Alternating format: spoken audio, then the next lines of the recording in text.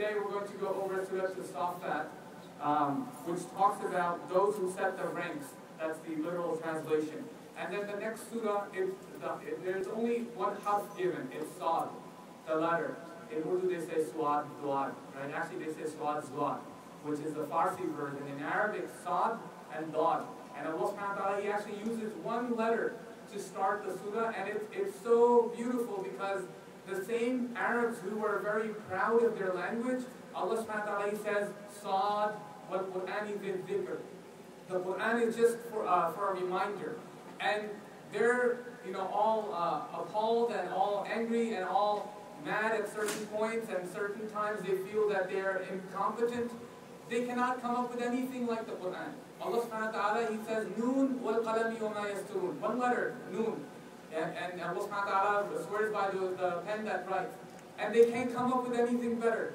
And Allah subhanahu wa ta'ala, He says, Qaf wal Qur'an al-Majid. One letter, and He says, by the majestic Qur'an.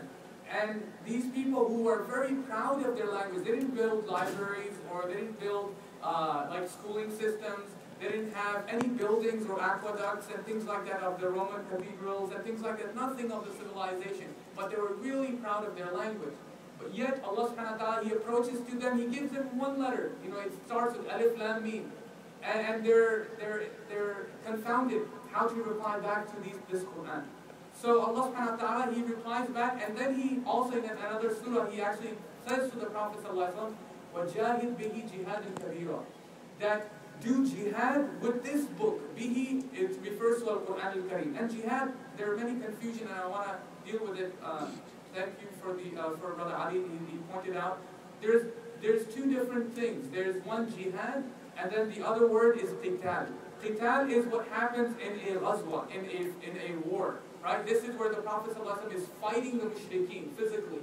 But the Prophet ﷺ most of the time is told not to do qital in the Quran. He's told to do the highest, the ultimate aim of the Quran or of Islam is jihad, to struggle, right? To do your utmost, to do the best. Whether it's the Taraweeh prayer where you're doing jihad, right? Or whether you are dealing with your family and you're doing jihad, you're trying to do the best behavior, right? Sometimes with a spousal relationship, it's like a jihad, really, but it's more like qital for some of us, right? And hopefully it's not.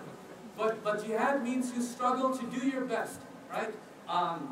And this is the difference between the two words that is very important, because this is what a lot of the influential people on TV net, they'll quote the verses that talk about qital, and then they'll say this is what jihad is all about. Two different things, two different ideas. So Surah Saad, we're going to talk about that briefly, and then Surah al-Zumar, which talks about the truth. Literal translation. But Surah al-Saffat and Surah Saad, if you look into these two surahs, the theme is very close together. And one surah al-Saffat, it calls the Prophet, it quotes the saying of the mushrikeen, and they call the Prophet ﷺ sha'irun wa majnoon, right? He's a poet. He is crazy. And then another surah, their quotation has been mentioned, that sahirun kadhab, that he is a magician, and at the same time kadhab, he's a liar, somebody who came up with this message. And those two names, Allah subhanahu wa ta'ala is trying to show the irony of their understanding. And that's the reason why He's quoting these words that they're using against the Prophet sallallahu alaihi wasallam. So first one says sha'ir, poet, and majnoon, and crazy man. And Allah subhanahu wa ta'ala is saying, look, if you really put these two words together, it doesn't even make sense. Forget about who Prophet Muhammad sallallahu alaihi wasallam and his character, right? But just put these two words together. I want you to reflect on this. The Quran is quoting these people for some reason. There's a reason behind it. Sha'ir, you have to come up with something, right? You have to be thinking about it. There are people who do poetry, you have to sit down and have to reflect and come up with a verse or a poem or something like that, right? But you can't be majnoon at the same time. If you're crazy, you can't be sha'ir, right? Can you be crazy and then come up with what Iqbal has to say, or what any of the other great, Sab'a Mu'alliqa, they had to say? You couldn't be crazy. They knew they were poets, and they knew that they were not crazy. Because in order to be a good poet, you can't be crazy. And if you're crazy, you're not a good poet. So that's the irony of those two statements. And then Allah subhanahu wa ta'ala in Surah Saad, He mentions that what they said about Prophet sallallahu alaihi wasallam, sahirun kadhab, that he's a magician. But then, no, rather he is somebody who's making things up. If he's a magician, then he's doing his magic. He's not just making it up. It's real magic. That's what you're seeing. Or he's just somebody who's making things up. He's just somebody who's a person in denial, and he's just lying about things. But you wouldn't call him a magician because you're not seeing any magic out there.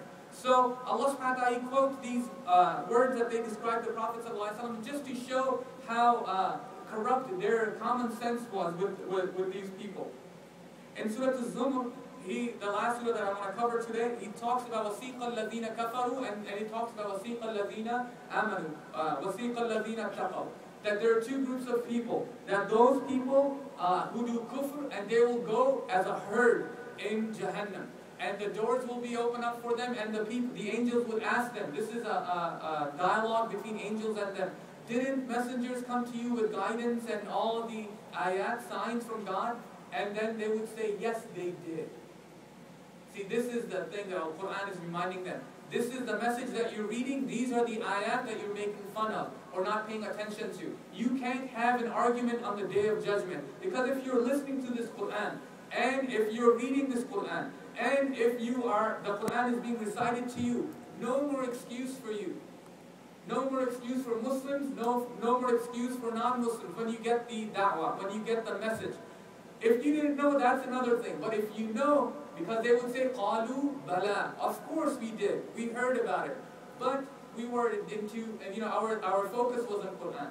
And then the other group of people that are going to, the people of taqwa, they're going to be taken into groups as people of Jannah. So we ask Allah subhanahu wa ta'ala to make us amongst those people who, as we are sitting together in a group, to also go in the Jannah as a group, inshaAllah, with our family, with our friends, with those people who love, with the country that we are in, and the citizens of this country, inshaAllah, and may Allah subhanahu wa ta'ala make us amongst those people who guide our nation to the straight path. وَأَقُولُ قَوْلِي هَذَا وَأَسْتَغْفِرُ اللَّهَ لِي وَلَكُمْ